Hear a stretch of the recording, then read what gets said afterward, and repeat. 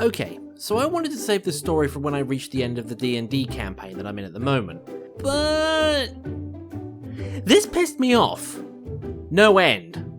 Also, this is the new style of content I want to make with regards to D&D stuff from now on. The animations were fun and all, but they just took too long because, you know, animator problems. Anyway, this D&D story takes place not that long ago. I've been playing in a campaign run by my friend named Sacrius, along with some other familiar faces. Most of us are fairly new to D&D, though we do have some veterans too. Since starting, I've managed to get hold of all the core rulebooks plus Xanathar's guide, so I've had a bit more understanding when it comes to the rules. One thing to note about this particular campaign, we've been doing it nearly every single week for the last year and a half. The same campaign. For that long. Let that sink in for a bit. This particular campaign went by the name of The Runic Knights of Runegard. Oh, wait, sorry. The Runic Knights of Runegard! Because Sacrius is terrible at doing a Scottish accent.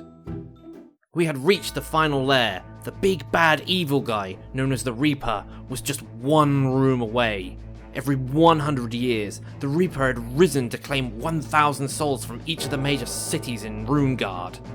We had travelled all over the island, gathering allies, making preparations, and finding ways to destroy the Reaper once and for all. And 3 of us were trying to figure out how we could get rid of him in 5 minutes. You see, Narnia, our Dragonborn turned Hollow Knight bug, had obtained a wish ring. She was going to use said wish ring to turn the Reaper into a human, and then we could kill him. However, she had made the mistake of letting her plan be known to the DM, and Sacrius simply explained away how the Reaper could simply turn back to normal if he was ever transformed or polymorphed, despite not having any abilities or skills that allowed him to otherwise. So, with that plan out of the window, and Narnia's player not there for that session, me and Alexandra's player, Shay, started to discuss ideas behind the scenes on what the wish could be used for instead. We eventually settled on the idea of sending him to Pandemonium. Limbo was suggested, but Shay felt like Sacrius might try and explain his way out of that working. Didn't matter anyway, because it still wouldn't work, as Sacrius explained how the Reaper could move between realms and planes of existence. Again, despite not having any abilities or skills that allowed him to otherwise. At this point, I was ready to go with Plan B. Fireball the entire party, mostly just to spite Sacrius. But Shay had a better idea. He had Narnia use her wish ring to give us immunity to necrotic and radiant damage for the next 8 hours. This was a rather sly move given Shay had helped Sacrius design the stat block for the Reaper, so he knew what damage types to expect. Very sneaky if you ask me.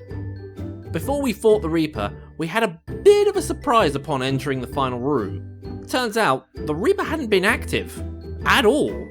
The order to collect souls was actually decreed by a group that we had taken out previously. The Council of Councils.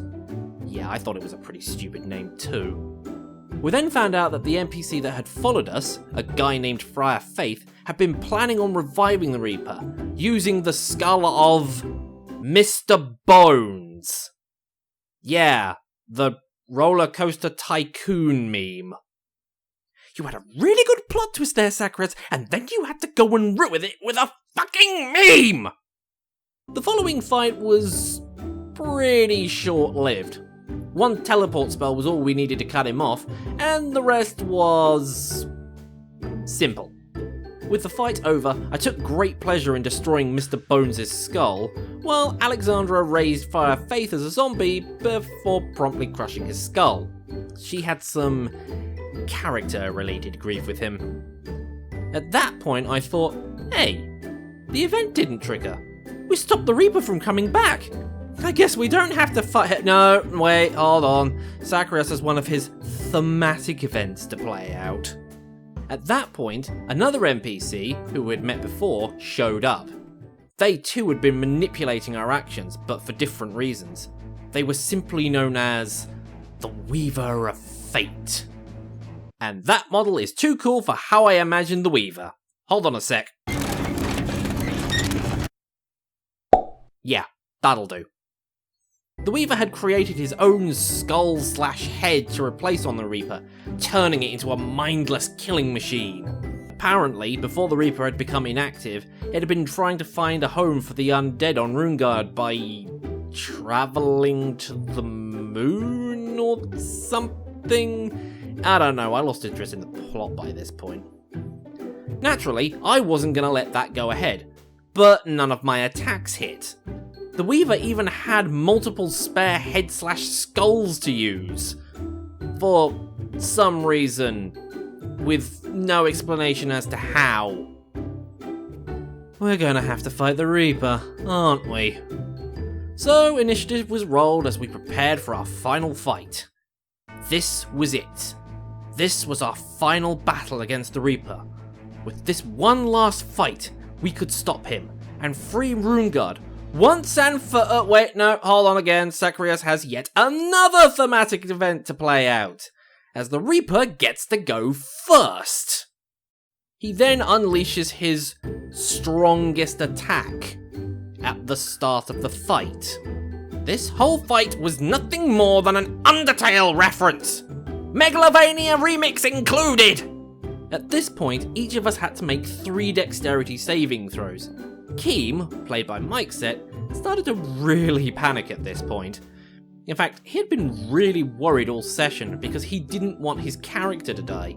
Yeah, like he was going to fail a dex saving throw when he's a kobold bard. Eventually, it was my turn. And this is when the shit hit the fan. Before the fighting started, I had cast Armour of Agathos on myself. It's a level 1 spell that gives you 5 temporary hit points, and as long as you have them, you can deal 5 cold damage to someone who hits you with a melee attack. This increases by 5 for each level above the first you cast it at.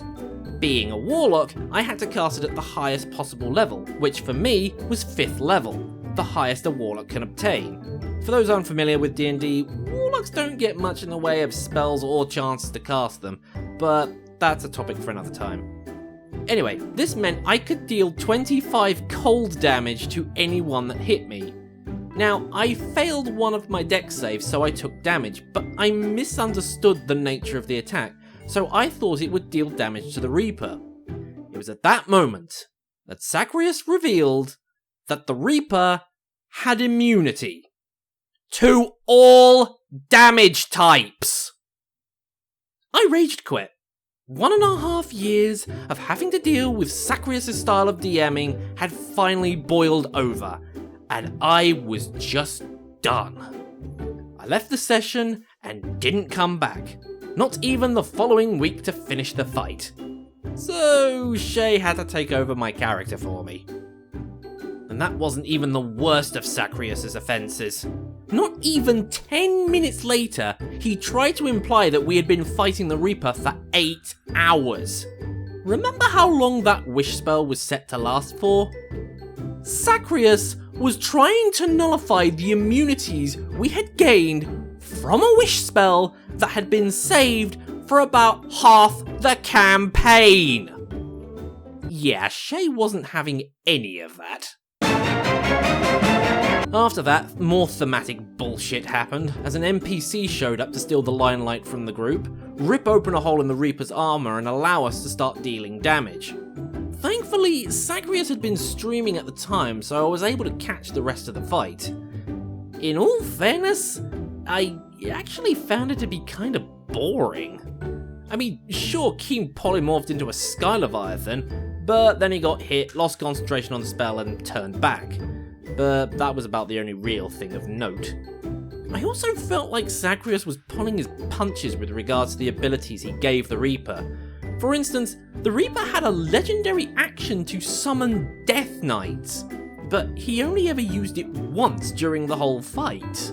For those of you that are unaware, legendary actions are something that some monsters have, and can be used after someone else has ended their turn, normally up to 3 times per round of combat. This means, if Zacharias had wanted to, the Reaper could have summoned up to 6 Death Knights by the end of round 2.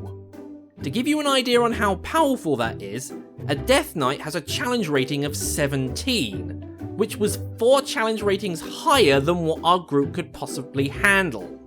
Not to mention, they have what could be best described as a necrotic fireball, plus a load of other prepared spells, and dealing slashing and necrotic damage on 3 melee attacks.